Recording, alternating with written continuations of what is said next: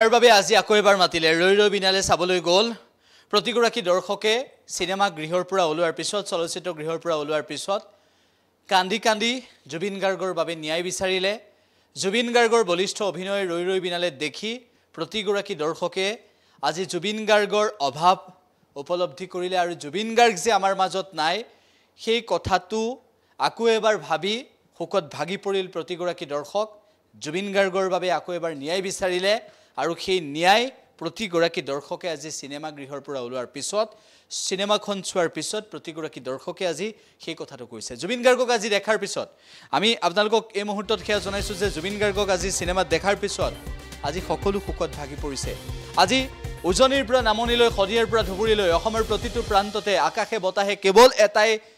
নাম শুনিবলৈ পোৱা গৈছে ৰৈ ৰৈ বিনালে আৰু জুবিন গাৰ্গৰ ন্যায় বিচাৰি আজি আকৌ এবাৰ সকলোৱে ক'বলৈ বাধ্য হৈছে সিনেমা গৃহত এসপ্তাহৰ বাবে ইতিমধ্যে আগতীয়া টিকট যি বুকিং হৈ গৈছে তাৰ পৰৱৰ্তী সময়ত চাবলৈ অধীৰ অপেক্ষাৰে ৰৈ আছে সকলোৱে সিনেমাখন এবাৰ নহয় দুবাৰ নহয় তিনি চাৰিবাৰ পৰ্যন্ত চাম বুলি মনতে সংকল্প লৈছে এইভাবেই সকলোৱে ভাবিছে যে আমাৰ প্ৰাণৰ শিল্পী গৰাকীক চাই থাকিবৰ মন যায় এয়াই হৈছে আমাৰ প্ৰাণৰ শিল্পী জুবিন গাৰ্গ এয়াই হৈছে আমাৰ প্ৰাণৰ শিল্পী জুবিন গাৰ্গৰ নিখুঁত অভিনয় আৰু যি অভিনয়ে প্ৰতিগৰাকী দৰ্শকক আজি মহাচন্ন কৰিছে কেৱল অভিনয়ে নহয় জুবিন গাৰ্গৰ আজি মৃত্যুৰ পৰৱৰ্তী সময়ত আজিৰ দিনটোলৈকে সকলোৱে ন্যায় দাবী উত্থাপন কৰি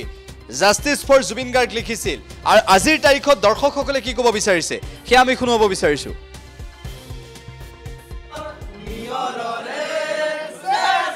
অসমৰ পৰিস্থিতি কেনেকুৱা প্ৰথমৰ পৰাই গোটেইখিনি তেওঁ ঈশ্বৰ পুৰুষ আছিল তেওঁ আগতীয়াকৈ গম পাইছিলে এইটো তেওঁ ইচ্ছামিত্ৰ তেওঁ গোটেইখিনি ইয়াতে কৈ থৈ গ'ল চব গম পাইছিল তেখেতে চব গম পাইছিলে সেইকাৰণে কৈছোঁ তেখেতৰ এইটো ইচ্ছামিত্ৰ আছিল তেখেতে চব জানে তেওঁ একদম ঈশ্বৰ পুৰুষ আছিল এনে তেওঁ গোটেই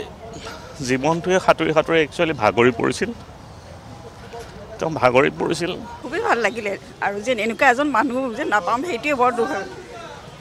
ক'ব একদম একো ক'ব নোৱাৰোঁ বহুত ভাল লাগিছে চাইতো ভাল লাগিছে বেলেগ নোৱাৰোঁ তেখেতক এনেকৈ দেখি থাকিব পৰা নাই এতিয়া সাঁতুৰিব এটা সাঁতোৰা চিন এটা আছিলে বাৰু কিন্তু তাতেতো তেখেত ঘূৰি নাহিল ইয়াত বাৰু ঘূৰি আহিছিল সাঁতোৰাৰ পিছত তাততো ঘূৰি নাহিল ৰিয়েলত ইয়াত বাৰু ঘূৰি আহিছিল আৰু শেষৰ চিনটো সাগৰতে আছে তেখেতক মানে এনেকৈ দেখি কিনে আৰু বহুত বেয়া লাগিছে আজি থাকিব পৰা নাই এতিয়া প্ৰতিগৰাকী দৰ্শকৰ চকুত চকু পানী আৰু এই মুহূৰ্তত কৈছোঁ প্ৰতিগৰাকী দৰ্শকে চকুত চকু পানী লৈ ওলাই আহিছে আৰু আজি এইখন শেষৰখন ছবি জুবিন গাৰ্গৰ শেষৰখন যি ছবি ৰৈ ৰৈ বিনালে চাই এনেধৰণে আৱেগিক হৈ পৰিছে প্ৰতিগৰাকী বাইদেউ মই অকণমান আপোনাৰ ওচৰলৈ আহিছোঁ এনেকুৱা অনুভৱ ক'বলৈ একদম নোৱাৰিম